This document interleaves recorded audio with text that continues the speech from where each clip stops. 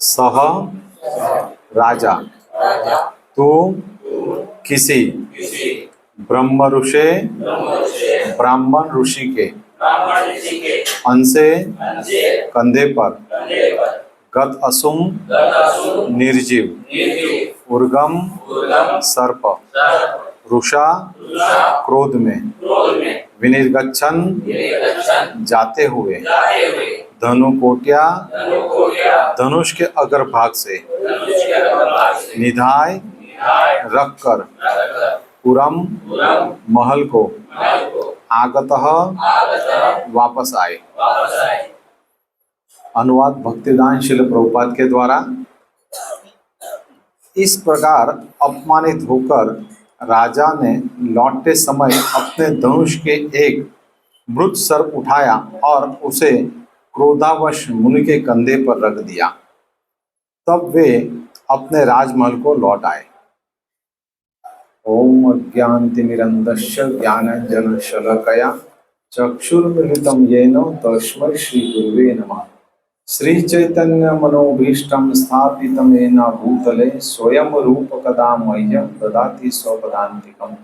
श्री कृष्ण चैतन्य प्रभु नित्यानंद श्री अद्वैत गदाधर श्रीवासादि गौर भक्तवृंद। हरे कृष्णा कृष्णा कृष्णा हरे हरे, हरे राम राम राम हरे हरे। हरे कृष्णा। सभी भक्तों का अपना भागवत सत्र में स्वागत है। हमारी जो श्रृंखला चल रही है कि भाई परीक्षित महाराज जो है उन्होंने प्यासे हो गए, भूखे हो गए, जबकि भागवत ही हमें बताता है कि परीक्षित महाराज जो थे महाभागवत है। और किस तरह से ऐसा हुआ तो प्रभुपाद ने हमें तात्पर्य में बार बार बताया है। आप देखेंगे कि भाई ये जो है ये सामान्य चीज़ नहीं है। क्यों नहीं है? प्रभुपाद पिछले भी परपोर्ट में बताया है कि ये जो है अद्भुत घटना है। और अद्भुत अगर प्रभुपाद जी हमें ये तात्पर्य नहीं देते, हमें सिर्फ अनुवाद देते, तो हम भागवत को अच्छी तरह से नहीं समझ सकते थे। कि प्रभुपाद ने हमें तात्पर्य दे के हमें गहन जो हमारा अंधकार है जीवन का, उससे हमें उगारा है। क्योंकि व्यक्ति क्या है कि भाई इतना बड़ा राजा हो के उन्होंने सर्प रख दिया, तो ये बात गलत है। ये ऐसा ऋषि, क्योंकि यहाँ पे जो बताया ब्राह्मण ऋषि, मतलब वही व्यक्ति ऋषि है। मतलब यहाँ पे ऐसा बताया गया है कि ब्राह्मण है और ऋषि भी है, मतलब ब्रह्म ऋषि है वो। तो ब्राह्मण भी है, ऋषि भी है, और उसके प्रति हमारा आचरण कैसा होना चाहिए। तो प्रभुपाद हमें इस जो श्लोक है इसके माध्यम से हमें बताना चाहते हैं कि भाई परीक्षित महाराज ने जो भी कृत्य किया, कार्यकलाप बताए, तो उसमें हमें सामान्य नहीं समझना चाहिए, क्योंकि ये अद्भुत है, इसमें गूढ़ रहस्य है। भागवतम इतना डीप है कि हर श्लोक में हमें अलग अलग शिक्षाएं मिलती हैं, और जो व्यक्ति इस शिक्षाओं को अपने जीवन में आचरण करता है वही व्यक्ति शुद्ध भक्ति के लेवल पे पहुंच पाता है। भगवान ने भगवत गीता में भी अर्जुन को यही शिक्षा दी। अर्जुन को बोला भाई युद्ध करो, तो अर्जुन ने बताया कि नहीं प्रभु मैं युद्ध नहीं करूंगा। उन्हें 5 कारण दे दिए। भाई क्यों युद्ध नहीं करूंगा? भाई 5 कारण दिए कि भाई इस कारण से। वो भगवान है, भगवान को बता रहे। तो हमें जब हमारे गुरु महाराज वगैरह मिले तो हमें उनको सलाह नहीं देनी चाहिए। हमारे शिक्षा गुरु में हमें सलाह नहीं, वो मांगे अलग बात है, लेकिन हमें सामने से नहीं देनी चाहिए। तो उन्हें बताया कि भाई ऐसा ऐसा है। फिर भगवान चुप हो गए, कुछ बोला नहीं। फिर अर्जुन ने बोला कि भाई ये तो कुछ नहीं हो रहा, क्रिया प्रतिक्रिया कुछ नहीं। तो उन्होंने बोला कि भाई अपने आप को मैं शरणागत कर देता हूँ। तो दूसरे अध्याय के 6ठे श्लोक में उन्होंने अपने आप को शरणागत किया। फिर भगवान ने उनको डांटा कि भाई तो अपनी पंडित जैसी बातें कर रहा है और तो अपने कर्तव्य से क्यों विमुख होता है? अपने कर्तव्य का तो पालन करो, क्षत्रिय। तो उसी तरह से यहाँ पे जो परीक्षित महाराज है वह, उनको भूख लगनी, प्यास लगना, तो कुछ भी तो बड़ा कारण होगा जो आगे हमें बताया जाएगा। अर्जुन महाराज थे, महान आत्मा है, जिनके कारण हमें आज भगवत गीता सुनने को मिलती है, समझने को मिलती है और सीखने को मिलती है। उसी तरह से परीक्षित महाराज जो है वो महाभागवत है। तो उनके माध्यम से हमें भागवतम जो सुनने को मिला, देखने को मिला, समझने को मिला और गूढ़ रहस्य जानने को मिला। क्योंकि अगर ये तात्पर्य नहीं दिया होता तो हम जनरली ज़्यादा से ज़्यादा लोग ये भागवतम छोड़ देते। क्यों? भाई परीक्षित महाराज इतने बड़े राजा हो के सिर्फ उनको पानी नहीं मिला तो उन्होंने ऐसा कर दिया। लेकिन प्रभुपाद ने अपने तात्पर्य में इतने अच्छे से बताया है कि हम उन समझ सकते हैं। तो ऐसा क्यों हुआ, उसका कारण क्या है कि व्यक्ति के जन्म जात से ही अभिमान नाम की जो है वो रहता है। तो व्यक्ति जब भौतिक जगत में आता है, जिस तरह से हम एक कैलेंडर होता है भौतिक जगत या कोई भी कैलेंडर लो, वो गोल होता है। जब उसको हम खोलते हैं, बराबर है, छोड़ देते हैं तो वापस वो गोल हो जाता है। तो उसी तरह से हम 84 लाख योनि घूम के आए हैं। हमारे कुछ पुण्य हैं, उसकी वजह से हमें मनुष्य योनि प्राप्त हुई और मनुष्य योनि में भी हमें भक्ति करने का साधन मिला है और प्रभुपाद जी से हमें आचार्य मिले। तो उस कैलेंडर को हम वापस उल्टी दिशा में मोड़ेंगे, फिर वापस सीधा करेंगे तो सीधा हो जाता है। तो उसी तरह से हमारे में जो द्वंद्व है उनको हमें क्या करना है, उनको शुद्ध करना है। तो हम कैसे शुद्ध कर सकते हैं कि कथा के माध्यम से, भागवतम के माध्यम से और हमारे जो आचार्य ने जो रास्ता बताया है उसके माध्यम से हम अपने आप को शुद्ध कर सकते हैं। तो वहाँ पे यही बात बताई गई है। तो हम पहले इसका तात्पर्य पढ़ेंगे और सारा दर्शन भी देखेंगे और उसमें से हम आपको सहिष्णुता के बारे में, ये पूरा जो तात्पर्य है सहिष्णुता के बारे में है और सहिष्णुता के 4 अलग अलग विभाग है, वो भी हम समझेंगे। तो हम तात्पर्य पढ़ते हैं भक्तिवेदांत श्रील प्रभुपाद महाराज का।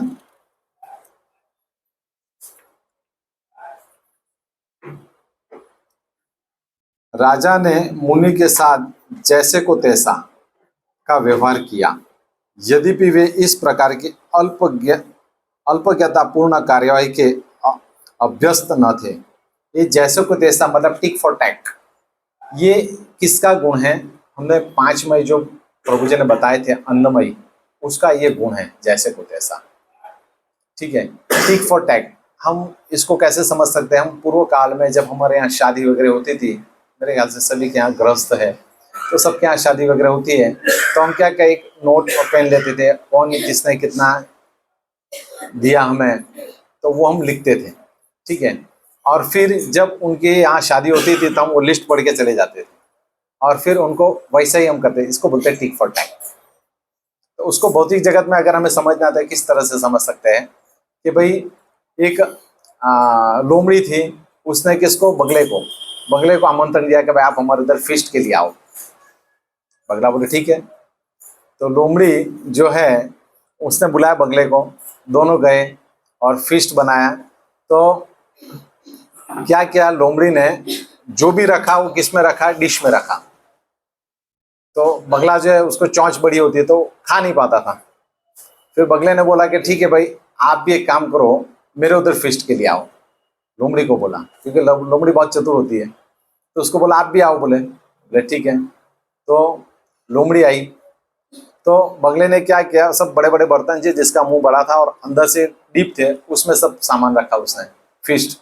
तो लोमड़ी खा नहीं पाई। तो इसी तरह से भौतिक जगत में भी होता है कि लोग क्या करते हैं, टिक फॉर टैक का जो है चलता है। तो ये ऐसा क्यों होता है? ये इसलिए होता है कि अभिमान के कारण होता है। ऐसा नहीं है कि टिक फॉर टैक नहीं होना चाहिए, जैसे कोई ऐसा नहीं होना, ऐसा नहीं होता है, लेकिन उसके लिए लायक व्यक्ति भी तो होना चाहिए, उसके लिए लायक भी व्यक्ति होनी चाहिए। तो यहाँ पे जो बताया गया है वो क्या बताया गया कि भाई 5 प्रकार की सहिष्णुता है। उस सहिष्णुता के आधार पे ही हम डिसाइड कर सकते हैं, अगर भक्ति में अगर हमें प्रगति करनी है तो इस 5 सहिष्णुता को हमें अपनाना होगा और इसका हमें विकास करना होगा। जब तक हम ये 5 सहिष्णुता का अपनाएंगे नहीं, विकास नहीं करेंगे, तब तक हम भक्ति में आगे नहीं बढ़ेंगे। तो पहला जो है वो क्या है सहिष्णुता का? भाई वेग कितने प्रकार के? उपदेशामृत के वेग जो है वो अलग है और यहाँ पे जो भगवद गीता के 16वें अध्याय के 21वें श्लोक में बताया गया है। वेग जो है कौन सा है? काम। तो उसके वशीभूत कौन था? भाई रावण। कामुक व्यक्ति था, ब्राह्मण था, शूर्पणखा, ये इन वेग के शिकार थे। ऐसे कई उदाहरण हैं। तो इन वेग को अगर आप कंट्रोल नहीं करोगे तो क्या होगा, आप पद से पदभ्रष्ट हो जाओगे। तो प्रभुपाद जी बताते हैं कि भाई इस वेग को हमें क्या करना है, हमें सहना है। बच्चा अगर छोटा होता है तो स्कूल जाने के लिए नाम होता है, फिर भी माता पिता जो उसको स्कूल भेजते हैं, क्यों, उसके अच्छे के लिए। बच्चा छोटेपन में क्या चीज नहीं मिलती है तो क्या करता है, रोता है। जैसे ही उसको बोलेंगे भाई बीमार हो गया तो इंजेक्शन देना, तो रोने लगता है। लेकिन वही बच्चा जब बड़ा हो जाता है, उसको डॉक्टर के पास लिया जाता है, इंजेक्शन देना है, तो ठीक है, इट्स ओके। क्यों, उसको सिखाया जाता है कि भाई आप सहन करो। तो भागवतम के माध्यम से हमें यह बताया जाता है कि भाई सहन करो। सहन करो का अर्थ ऐसा नहीं होता है कि भाई जो मिला वो सहन करो। सहन करो मतलब भगवान की कृपा हो, भगवान की हमारे पे कृपा हुई है। और भगवान हमें क्या देते हैं कि भाई आपको जो है ना फिल्टराइजेशन में प्रोग्राम में हो, आपके अभी शुद्धिकरण के प्रोग्राम में हो, तो शुद्धिकरण के प्रोग्राम में आपको ये सब कुछ करना होगा। एक प्रोसेस होती है। जिस तरह से हमें बताया गया कि भाई गृहिणी जो है वो समर सीजन हो या कोई भी सीजन हो, उसमें वो खाना पकाती है, क्यों, उसका धर्म है वो। प्रभुपाद महाराज जब थे तब वो गर्मी की सीजन हो या विंटर सीजन हो, कोई भी सीजन में वो ठंडे पानी से नहाते। तो कहने का तात्पर्य क्या है कि ये जो हमारा कर्तव्य, कर्तव्य से हमें कभी भी विमुख नहीं होना है। तो पहला जो हमारा जो वेग है वो काम, और काम जो है वो नहीं होता है तो उसका छोटा भाई का नाम है कामानुज, मतलब क्रोध। तो क्रोध उत्पन्न होता है। तो क्रोध जब उत्पन्न होता है तो क्या होता है कि भाई द्वेष। आध्यात्मिक जगत में काम को तो महत्व है ही, क्रोध को भी है, लेकिन द्वेष के लिए कहीं जगह ही नहीं है। अगर हम कोई भक्त के प्रति द्वेष करेंगे, भगवान के प्रति द्वेष करेंगे, तो हमारी गति अच्छी नहीं होने वाली। जिस तरह से हमारी भक्ति में, भक्ति जो है वो आचरण में लाने का विषय है। भक्ति की हमारी नैया जिस तरह से चल रही है, उसमें अगर द्वेष आ जाता है तो वहीं एयर ब्रेक लग जाती है। नॉर्मल ब्रेक तो थोड़ा आगे जाके रुकेगा, लेकिन एयर ब्रेक लग जाती है। तो क्या होगा कि आपका वहीं स्टॉप हो जाएगा। और दूसरी बात क्या हो, जिसके रिफ्लेक्शंस के आपको कर्म का बंधन लगेगा। व्यक्ति को जब कर्म का बंधन लगता है तो वापस पुनरपि जन्म पुनरपि मरणम। उस एयर ब्रेक को निकालने के लिए हमें क्या करना पड़ेगा, हमें किसी के प्रति भी द्वेष नहीं करना। यहाँ पे प्रभुपाद यही बताते हैं, बट टिक फॉर टैक हमारे लिए नहीं है। पहले सहन करना सीखो। टिक फॉर टैक फॉर टॉलरेंस, पहले सीखो। तो यहाँ पे काम जो है क्रोध है। तो क्रोध अगर नहीं होता है, क्रोध आता है तो क्या होता है कि व्यक्ति की विचार स्मरण जो है ना वो शून्य हो जाती है। दुर्योधन पे सिर्फ पांचाली ने हंसी, वो गिर गया तो उसमें हंसी, उसमें उसने तय कर लिया, इतना क्रोध आया उसको, इतना तय कर लिया कि भाई इनको भी मैं क्या करूंगा कि बड़ी सभा में इनको भी बदनाम। तो काम नहीं होता है तो क्रोध आ जाता है। तो भक्तों को क्या करना है, काम जो है भगवान के लिए करना है, क्रोध भगवान के लिए। हनुमान जी ने क्रोध किया किसके लिए, भगवान के लिए। तो हमें क्रोध किसके लिए करना है कि भाई जो भी व्यक्ति महान भक्तों का, भगवान का, अगर वो नाम प्रचार में या किसी में बदनाम करते, उसका खंडन करना है। लेकिन द्वेष के लिए कहीं जगह नहीं। द्वेष मतलब एयर ब्रेक लग जाती है भक्ति में, और व्यक्ति आगे नहीं बढ़ पाता, और वापस वो कहां चला जाता है, कर्म के बंधन। और उसके साथ जो व्यक्ति जिसके प्रति वो द्वेष करता है, उसकी अनर्थ निवृत्ति होती है, और उसकी ट्रेन जो है फास्ट चलने लगती है। तो भाई हम द्वेष करें क्यों? जब हमें जाना है इस जन्म में नहीं, कोई बात नहीं, अगले जन्म में चले जाएंगे भगवत धाम, क्या फर्क पड़ता है, लेकिन द्वेष करके वहां रुके क्यों? भौतिक जगत में एक व्यक्ति होता है तो वो क्या करता है भाई, भगवत प्राप्ति के लिए प्रयत्न करता है, तो उसको बहुत सारे लोग बोलते हैं। और भौतिक जगत में ही अगर कोई आईपीएस पीएस या गवर्नमेंट जॉब के लिए अगर वैकेंसी 600-700 लोगों की होती है तो उसके लिए फॉर्म्स कितने आते हैं? 6 लाख 7 लाख।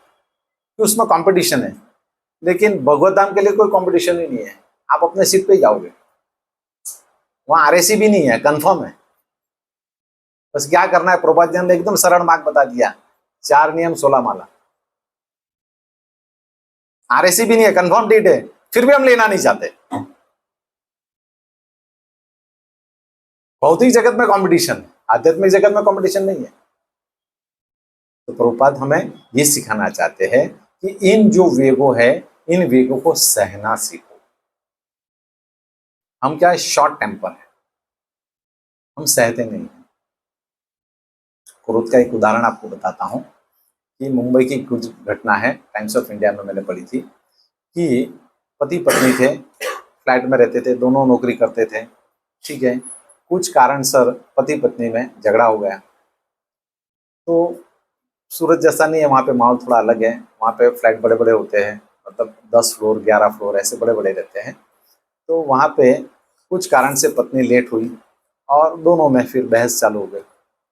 बहस चालू होने से उनका छोटा बच्चा भी था जो बाई संभाल रही थी, बाई का टाइम हुआ वो छोड़ के चली गई। तो उन्होंने बोला आपने जल्दी आना चाहिए, उन्होंने बोला आप क्यों नहीं आए, आपने जल्दी आना चाहिए। तो बोले ये बच्चे की मैं कसम खाता हूँ। तो उन्होंने वो गैलरी में चले गए कि भाई लोगों को ना सुना दे, इसलिए गैलरी में गए, बराबर है। तो उनसे क्या हुआ पति से कि भाई मैं बच्चे के, तो बोले आप ये मेरा बच्चा नहीं आपका भी बच्चा है। तो उन्होंने बहस हो गई और पति ने जो बच्चे को वहां पे गैलरी में रखा चौखट पे और बच्चा गिर गया तो ही हैज बीन डेथ। तो पति ने देखा कि यार मेरे से तो बहुत बड़ी गलती हो गई, ब्लंडर मिस्टेक हो गई। तो पति ने जम मार दिया। तो पत्नी ने देखा कि भाई 2 डेड बॉडी है, तो पत्नी ने भी जम मार दिया। अभी ये सब कुछ जो वाकया हुआ, सामने की बिल्डिंग में एक बूढ़ा आदमी देख रहा था। उसने देखा कि भाई 3 जन डेड हो गए, तो उसको भी हार्ट अटैक आ गया, वो भी वही राम नाम सत्य। तो क्रोध कैसा होता है इसका एक मैं आपको उदाहरण बता रहा हूं। क्रोध से मिलने वाला क्या है, कुछ नहीं, वापस उनको क्या नरक योनि प्राप्त होगी उनके कर्मों के हिसाब से।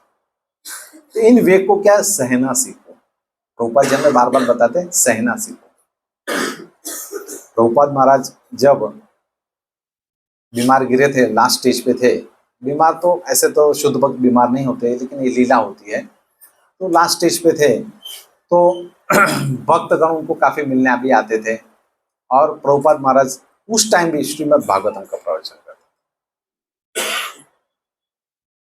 और हमारे में अगर हम बीमार गिर जाते हैं तो पहले तो हमारी माला छूट जाती है, तो जी तबीयत ही अच्छा नहीं तो हम कैसे माला करें। इसी तरह से यहाँ पे बताया गया कि इन वेगों को हमें क्या करना चाहिए, हमें सहना है। तो भगवान क्या बताते हैं भगवत गीता के माध्यम से, इन वेगों को डिफेक्ट नहीं करना है, आपको उसको डिफेक्ट नहीं करना है, बस उनसे परे जाना है। परे कैसे जा सकते हैं, वे भगवान का नाम ले, हम उनको डिफेक्ट मत करो, क्योंकि ये जो भौतिक जगत की चीजें हैं ये होने वाली है और ये होके रहेगी, तो उससे आप परे कैसे जाओगे। तो उससे आप डिफेक्ट मत करो और उनसे आप परे चले जाओ, सहना सीखो। उसके बाद जो वेग है, वेग सहिष्णुता, उसमें तीसरा आता है लोभ। ये काम आपको दिख जाएगा, क्रोध आपको दिखेगा, लोभ आपको दिखेगा ही नहीं, ये भी एक वेग है, ये आपको दिखेगा ही नहीं। तो भक्तों को लोभ क्या होना चाहिए कि भाई मैं कब गुरु महाराज से मिलूं, कब मैं भक्तों का संग करूं और कब मैं भक्तों की सेवा करूं, ये हमारे में लोभ होना चाहिए। कैसे हमें माता जी सेवा देंगी और मैं सेवा करूं, ये हमारे में लोभ होना चाहिए। भौतिक जगत का लोभ नहीं होना चाहिए कितना पैसा आया कितना आया, मरने के बाद कितना पैसा है कुछ काम नहीं लगने वाला है। अगर मरने के बाद काम लगने वाला है तो आपने कैसा कृत्य किया और कितना भगवान का नाम लिया, वो आपको काम लगने वाला। ये संसार, ये धन दौलत सब छोड़ के जाने वाले, कोई भी नहीं लेके जाने वाला। असली धन तो क्या है? कृष्ण प्रेम। हम कहाँ तक पहुंचे। उसके बाद दूसरा जो द्वंद्व है, दूसरा जो सहिष्णुता है, द्वंद्व सहिष्णुता। द्वंद्व सहिष्णुता मतलब क्या होती है कि व्यक्ति एक दूसरे के प्रति राग प्रतिराग करता है। द्वंद्व सहिष्णुता किस तरह से कि जिस तरह से प्रभुपाद की जो आखिरी समय में थे, तो वो उनको सिर्फ बॉन्स और यही उनके हड्डियां ही चल रही थी, तो तभी भी वो श्रीमद् भागवतम का प्रचार कर रहे थे। तो एक भक्तगण ने पूछा, प्रभुपाद जी यू आर आपको बहुत पेन हो रहा है। तो प्रभुपाद जी ने कहा, you should tolerance, you should tolerance. ये जो द्वंद्व है उससे हम परे कैसे जा सकते हैं? जब तक हम भक्ति में दृढ़ नहीं, हम जब तक दृढ़ नहीं होंगे तब तक हम ये टॉलरेंस नहीं सीख पाएंगे। भक्ति जो है विषय है, वो जीवन के आचरण में लाने का विषय है। जब तक हम जीवन के आचरण में लाएंगे नहीं, तब तक हम आगे। तो ये द्वंद्व जो है, अभी प्रभुपाद जी जैसे फॉरेन गए थे भगवान का नाम का प्रचार करने के लिए, उनके गुरु महाराज ने बताया था, तो उनको 2 बार हार्ट अटैक आ गया था। तो काफी लोगों ने बोला कि प्रभुपाद जी आप, क्योंकि स्टीमर में थे, कि आप वापस चले जाइए। तो भी प्रभुपाद जी ने कि नहीं, मुझे जो है ध्येय की प्राप्ति करनी है। ऐसे द्वंद्व हमारे में भी आएंगे। हम यहाँ से मंदिर जाते हैं तो रिक्शा नहीं मिलती है, कभी कुछ धूप होती है, कभी कुछ आलस आती है, तो हमें उन सब वेगों को क्या करना है? टॉलरेंस करना है, हमें सहन करना है।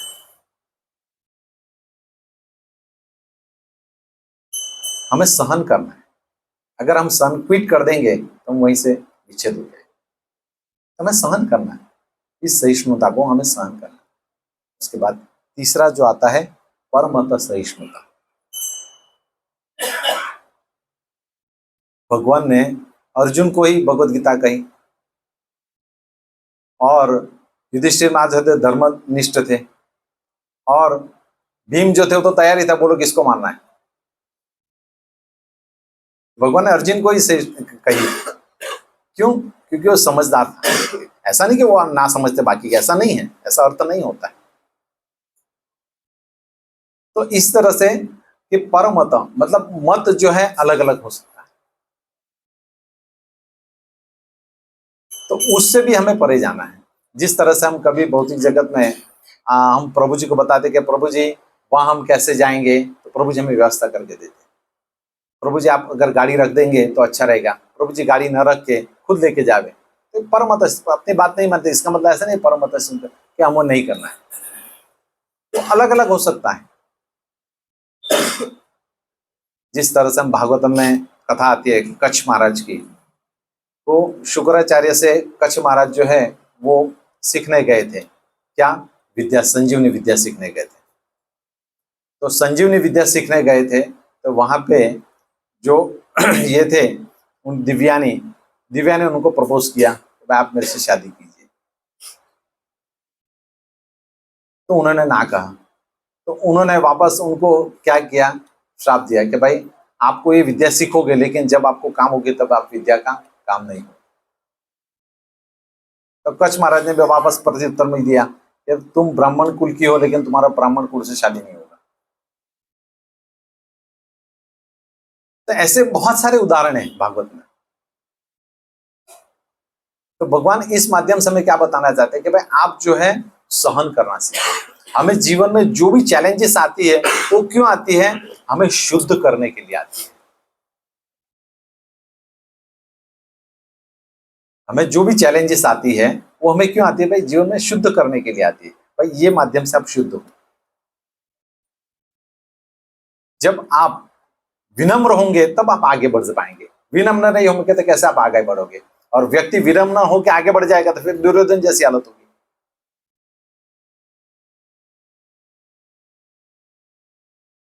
तो तो ये जो चैलेंजेस हमें मिलते हैं भगवान की कृपा से, वो क्यों मिलते हैं? तो भाई हमें शुद्धिकरण का मार्ग बताते हैं। उसके बाद जो आता है वह परम उत्कृष्ट सहिष्णुता। परम उत्कृष्ट सहिष्णुता मतलब क्या है कि भाई दूसरे का गुणगान करना है तो उससे हमें द्वेष नहीं करना है, हमें जलना नहीं है। रूप गोस्वामी ने बहुत ही अच्छी बुक लिखी थी और चैतन्य महाप्रभु को दिखाई कि ये मैंने श्लोकों की बुक्स लिखी है। तो चैतन्य महाप्रभु ने एक सभा में बुलाया उनको कि आपने जो बुक लिखी उसके श्लोक बोलिए। तो उस सभा में कौन कौन थे? रामानंद राय जी, सार्वभौम भट्टाचार्य, सब बड़े बड़े लोग, और उसमें जूनियर कौन थे? रूप गोस्वामी। तो उन्होंने बोले श्लोक बोलने के बाद रामानंद राय जी ने क्या बोला कि और बोलो और बोलो और बोलो, साधु साधु साधु करके। तो इस तरह से अगर कोई भक्ति में आगे बढ़ता है तो हमें क्या उत्कृष्ट होना चाहिए, हमें उनको डिक्रीज नहीं होना है। क्यों? हम अगर डिक्रीज होते हैं तो हमारा ब्रेकडाउन तो होता है, लेकिन हम आगे भी नहीं बढ़ पाते। हमारा तो फॉल डाउन होगा लेकिन आगे नहीं बढ़ पाएंगे हम। तो प्रभुपाद जी हमें ये जो श्लोक है उसके माध्यम से हमें क्या बताना चाहते हैं कि इन जो सहिष्णुता है चार, इन सहिष्णुता को आप समझो और जीवन में आचरण में लाओ। जब तक इन सहिष्णुता को हम जीवन में आचरण में नहीं लाएंगे तब तक हम भक्ति में प्रगति नहीं करेंगे। और वाकई में भक्ति में हमें प्रगति करनी है तो इन सहिष्णुता को हमें जीवन में आचरण में लाना होगा।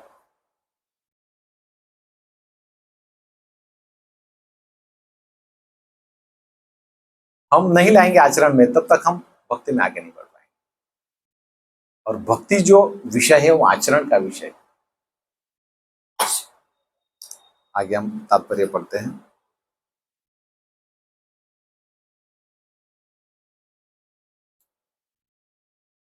भगवत इच्छा से राजा ने लौटते समय अपने समक्ष एक मरा हुआ सर्प देखा और सोचा कि जिस मुनि ने उन्हें इस प्रकार उपेक्षित समझा है, यदि उनके गले में मृत सर्प की माला पहना दी जाए तो भी इस प्रकार उपेक्षित हो जाए। अभी यहाँ पे एक सोचने जैसी बात है कि महाभागवत, उनको सिर्फ पानी नहीं मिला, प्यासे थे, उनकी वजह से आप एक मुनि की जो ये है क्या बोलते हैं कोटेज है, मुनि का जो घर है, बराबर है। तो मुनि का जो घर है वहां पे आप जैसे कि हमारा घर होता है तो हम रोज साफ सफाई वगैरह रखते हैं, ठीक है, और व्यवस्थित नीट एंड क्लीन रहता है। तो वैसे मुनि का था, ये भी साफ एंड क्लीन। तो मरा हुआ सांप आया कहां से? ये भी क्वेश्चन है भाई, मरा हुआ सांप आया कहां से? जिंदा सांप समझ में आता है भाई जंगल में आ गया होगा, मरा हुआ कहां से आया? इससे समझ में आता है कि आचार्यगण का जो भाव है वो हमें ये बताना चाहते हैं कि जो कुछ वो भगवत कृपा से हुआ, भगवान ने परीक्षित महाराज को निमित्त बनाया, भगवत कृपा से हुआ। तो उनको जो महाभागवत, उनको इतना गुस्सा आया, इतना गुस्सा आया कि उन्होंने जो सांप है वो उनके गले में डाला। अभी यहाँ पे कोई छिपकली भी गिर जावे तो हम ऐसे उठा के फेंक देते, क्योंकि कोई भी व्यक्ति उसको छूना नहीं चाहता है। इसलिए उन्होंने क्या किया कि उनका जो धनुष्य था उसके अग्रभाग से उनको सांप को उठाया और वहां पे, मतलब उन्होंने हाथ नहीं लगाया, उन्होंने अपने धनुष्य जो था उससे उनको वो रखा।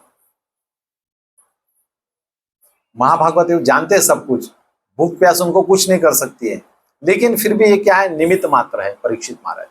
जिस तरह से अर्जुन महाराज निमित्त मात्र थे भगवत गीता के, उसी तरह से यहाँ पे परीक्षित महाराज निमित्त मात्र श्रीमद् भागवत।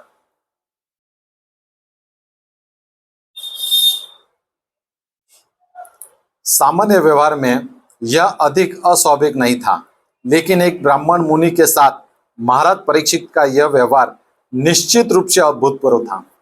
यही जो वाक्य है, यही वाक्य वापस पिछले श्लोक में भी आया है। प्रभुपाद बार बार हमें क्या बताना चाहते हैं कि ये जो घटना है यह अभूतपूर्व घटना है, सामान्य घटना नहीं, अभूतपूर्व घटना है ये, जिससे क्या व्यक्ति अपने आप को समझ सकते हैं। अगर प्रभुपाद जी ये तात्पर्य नहीं लिखते तो कई लोग भागवतम यहीं छोड़ देते कि भाई परीक्षित महाराज जो थे उन्होंने सांप रख दिया, इतना महाभागवत और मुनि के इसमें सांप रख दिया। लेकिन प्रभुपाद जी ने तात्पर्य दिया, तो एटलीस्ट हम इस गुड़ रहस्य को समझ सकते हैं कि भाई परीक्षित महाराज के जो दिव्य गुण हैं वो आगे आएंगे, आगे प्रभु जी बताएंगे हमें। लेकिन यहाँ पे क्या बताना चाहिए भाई, आप जो परीक्षित महाराज का जो कार्यकलाप आपने देखा, भाई कौन से वंशज में, भाई पांडव वंशज में, उनको किसने बचाया, भाई भगवान ने बचाया, और भगवान के साथ रहे वो परीक्षित महाराज, फिर भी ऐसा कृत्य करेंगे। तो नॉर्मल व्यक्ति है जो भक्त परायण नहीं है वो नहीं समझ सकता है, जो भक्त परायण होगा वो परीक्षित महाराज को समझ सकता है, वो नहीं समझ सकता है। इसलिए प्रभुपाद जी ने तात्पर्य दिया है, और तात्पर्य के माध्यम से हम सब समझ सकते हैं कि भाई इसमें रहस्य क्या है। भागवतम के हर एक श्लोक में, हर एक इसमें, हर एक लिटि में हमें क्या है, अलग अलग शिक्षाएं मिलती है। तो ये जो श्लोक है उसमें हमें क्या शिक्षा मिलती है कि भाई 4 प्रकार की सहिष्णुता है, उस सहिष्णुता को हमें जीवन में उतारना है। अगर हम 4 प्रकार की सहिष्णुता जीवन में नहीं आचरण लाएंगे तो हम भक्ति में प्रगति नहीं।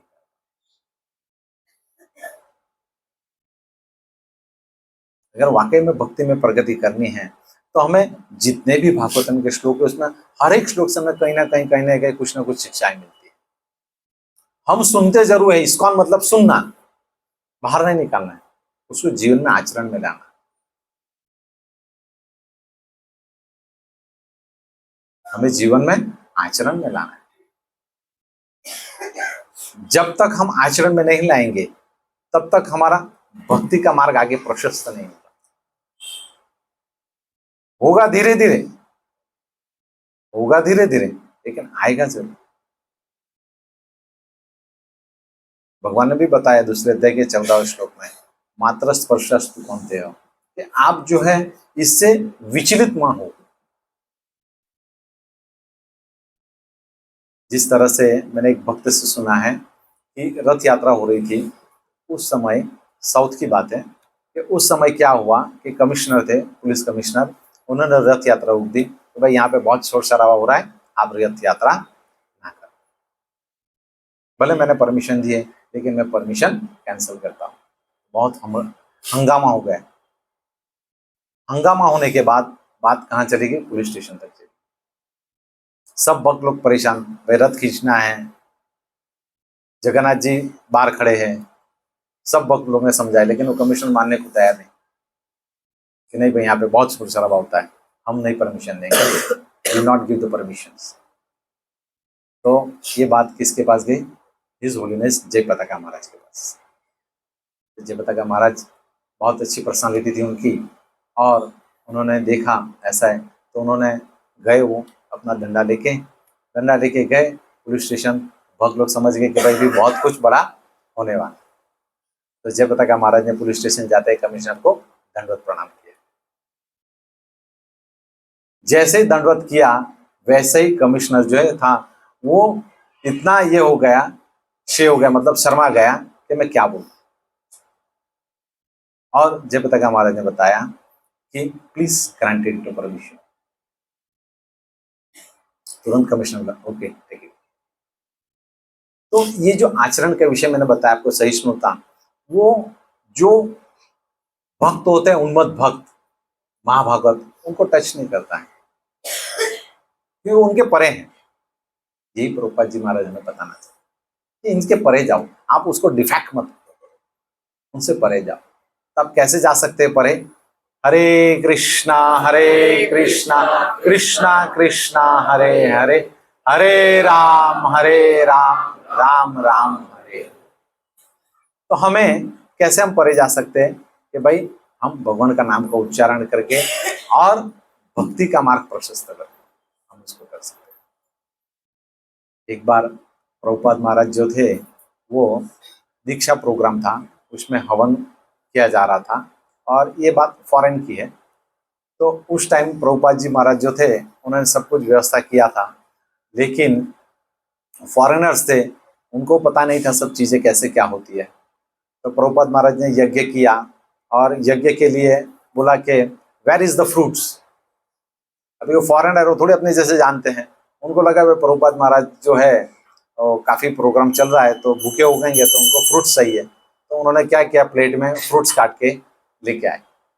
प्रभुपाद महाराज और गुस्सा हुए, where is the fruits of yagya, मतलब यज्ञ के फ्रूट्स कहाँ पे है। तो वहीं पे एक भक्त थे, उन्होंने बोला कि प्रभुपाद महाराज वाई यू आर, आप कंफ्यूज क्यों हो रहे हो, चैंट हरे कृष्ण। तो तुरंत प्रभुपाद महाराज ने अपना जो हाथ है जीभ बैग में डाला और हरे कृष्ण का जप। तो उन्होंने बताया कि किस तरह से आचरण करना चाहिए, जो बोलते वैसा वो आचरण भी करते हैं। तो कहने का तात्पर्य क्या है कि हमें भागवतम के प्रति अक्षर, प्रति श्लोक हमें अलग अलग शिक्षाएं मिलती है, और वो शिक्षाएं सिर्फ सुननी नहीं है, हमें उसको आचरण में लानी है। उसके लिए टाइम लगेगा। क्यों? हमने 84 लाख योनि में क्या क्या इंद्रिय तृप्ति की, और ये पूरा उसकी विरुद्ध दिशा में जा रहा है, तो उसके लिए टाइम तो लगेगा। हमारी पतंग बहुत ऊपर उड़ गई है तो उसको नीचे उतारनी है और बचानी भी है, उसके लिए टाइम तो लगेगा। लेकिन उस टाइम के लिए हमें क्या करना है, हमें सहना सीखना होगा। सहना सीखना ऐसा नहीं है कि भाई रूम में बंद होके बस मुझे कुछ नहीं करना है, ये नहीं होता है। हमें जो भी सिचुएशंस मिलती है तो हमको क्या सोचने थे, भगवत कृपा से मिली। हमें जो भी सिचुएशन में क्या मिले, भगवत कृपा से मिली, तो हमको उसको भगवत कृपा समझनी चाहिए। और भगवान ऐसे चैलेंजेस हमें क्यों देते हैं, जिस व्यक्ति को ऐसे चैलेंजेस आते हैं तो बोलता है भाई भगवान मेरे साथ क्यों ऐसे चैलेंजेस देते हैं। भाई इसलिए देते हैं कि आपको नम्र बनना है, दूसरे लोगों को क्यों नहीं आती, क्योंकि वो नम्र है। फिर हम बोलेंगे नहीं मैं कैसे जज करूंगा, मुझे ही क्यों आते हैं। भाई आप भौतिक जगत में भी जाओगे, कोई भी व्यक्ति अपने केस में ना खुद का वकील हो सकता है ना जज हो सकता है। ये भौतिक जगत की बात बता रहा हूं। अपने केस के लिए तुम खुद के वकील भी नहीं हो सकते और जज भी नहीं हो सकते, आपको दूसरा ही व्यक्ति लाना पड़ेगा। अगर कोई बोलेंगे मैं मेरे खुद के केस में मैं जज हूं, पॉसिबल नहीं है। और भौतिक जगत में तो इतना अत्याचार है कि आपने कुछ बोला होगा, वहां टैप रिकॉर्डिंग में सुना है तो भी वो भी गलत हो जाती है। तो इसी तरह से ये आध्यात्मिक जगत है। तो आध्यात्मिक में प्रति अक्षर, प्रति वाक्य, प्रति श्लोक हमें अलग अलग शिक्षाएं, उस शिक्षाओं को हमें क्या अमल में लाना है और आचरण में लाना है। भक्ति जो विषय वो आचरण का विषय, जब तक हम जीवन में आचरण में नहीं लाएंगे तब तक हम आगे नहीं बढ़ पाएंगे।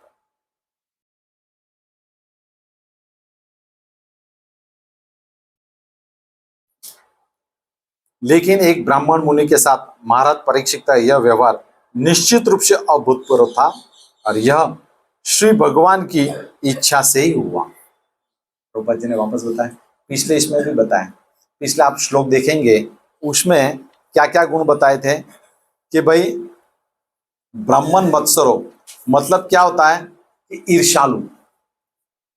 अब परीक्षित महाराज महाभागवत को ईर्ष्यालु हो सकता है क्या? और परीक्षित महाराज पूरे सम्राट थे, जब उन्हें 7 दिन तक कुछ खाया पिया नहीं, क्या उनको प्यास लग सकती है क्या? और श्रमिक ऋषि के आश्रम में जाने के बाद क्या वहां मरा हुआ सांप मिल सकता है क्या?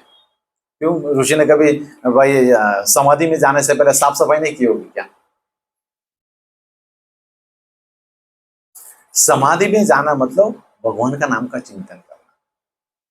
लेकिन भौतिक जगत में समाधि मतलब क्या, कोई बिंदु पे केंद्रित करना हुआ। समाधि वो भगवान के नाम का चिंतन करते हो।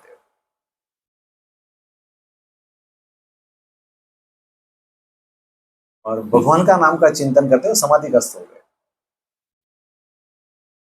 अभी परीक्षित महाराज थे, उन्होंने उनके लड़के ने श्राप दिया, आगे बताएंगे, तो क्या उसको डिफेंस नहीं कर सकते थे क्या?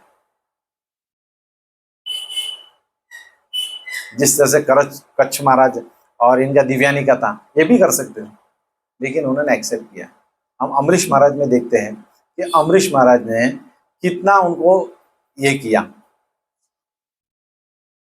और 1 साल तक वो मुनि घूमते रहे, योगी घूमते रहे, और 1 साल के बाद आए और उनसे माफी मांगी तो बोले आपको किसने, अम्बरीश महाराज ने बोला कि भाई आपको बहुत कष्ट पहुंचा बोले मेरी वजह से। ये होते भक्त के, ये होते भक्त के। भक्त क्या होता है? पर सुखे सुखी पर दुखे दुखी। लेकिन भौतिक जगत में क्या होता है? पर सुखे द्वेष और पर दुखे सुखी। इसलिए हमें ये जो आचरण है, वो आचरण के माध्यम से हमें, सहिष्णुता के माध्यम से हमें ये सीखना है कि जीवन में हमें द्वेष जहां जाए वहीं त्याग देना है। अगर नदी मिले तो नदी में त्याग देना चाहिए, समुद्र मिले तो समुद्र में त्याग देना चाहिए। क्यों? द्वेष की आध्यात्मिक जगत में कोई जगह नहीं है। क्रोध की जगह है, काम की जगह है, लोभ की जगह है, लेकिन द्वेष की जगह,